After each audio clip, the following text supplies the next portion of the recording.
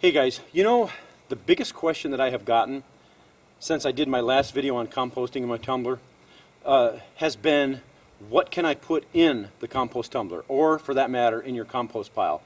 Now, the way that I answer that, I tell everybody that asks that, is I like to consider my compost a raw vegan, okay? And what that means is a vegan is somebody who, now a vegetarian is somebody that does not eat animal flesh,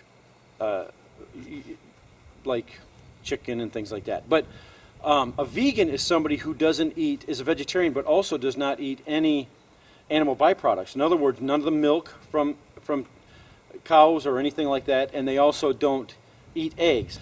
Now, the reason why I say a raw vegan is because I don't put any cooked food in.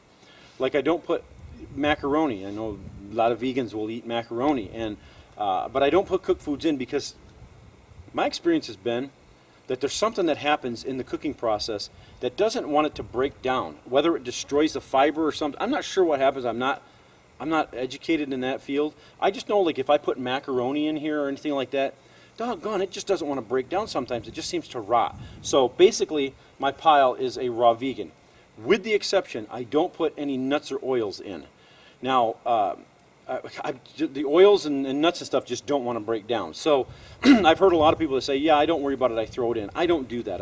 For some reason, the oil doesn't break down in here. So I don't put any oils and nuts in there. So now your carbons are going to be like paper bags. Okay, so your nitrogen is going to be all your vegetables, your raw vegan vegetables. And then your carbon sources are going to be like shredded paper and leaves and things like that are going to break down in there. Grass clippings, that's a nitrogen. Well, you know what I'm saying. But all your carbons are going to be your dead material that comes from living matter. So that's going to be like your leaves and things like that. And you also want to make sure that you want to put in some of your old compost into it. So some other dirt in there is going to be added to it to kind of start the process going, which I talked about last time. In here, I've got all kinds of food scraps. I've got onions and things like that.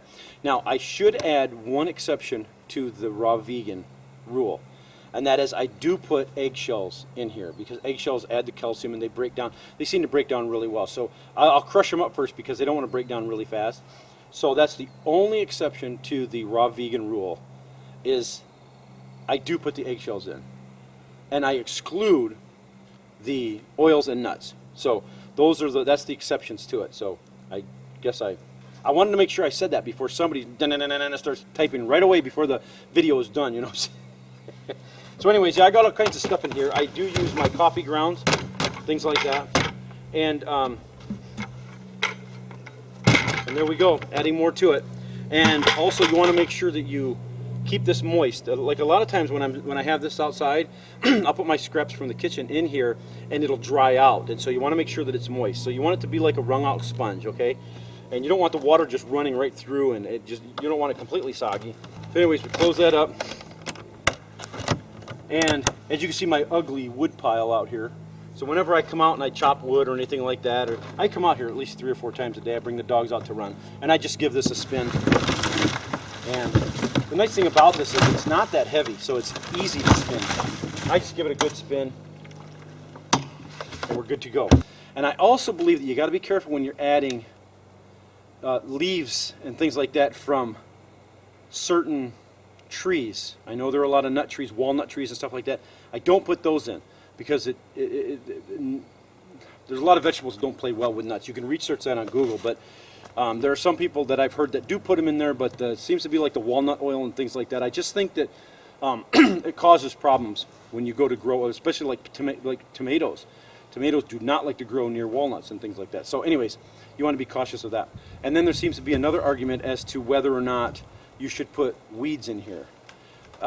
Because people say that, the seeds, if they don't die, then the seeds are going to come up again when you put it in your garden and whatnot. Now, my pile gets nice and hot. I let my pile get really hot. It kills every seed that's in here. But if you're concerned about that and your pile is not heating up like it should, then I wouldn't put the weeds in there. And then there's one other thing that people are cautious about, and that seems to be diseased plants. Now, that one I kind of agree with them on. If I have tomato plants and things like that that have gone through some serious disease, which doesn't happen too much, I will just pitch those. So basically you want to make sure that you feed this thing a good, healthy, raw vegan diet without the oils and the nuts, except you do add the eggshells. And I think that's it. Yeah, it's really not that difficult. And a lot of people are worried about whether or not their pile is heating up. Look, if your pile's not heating up a lot, don't stress it. It's still going to break down.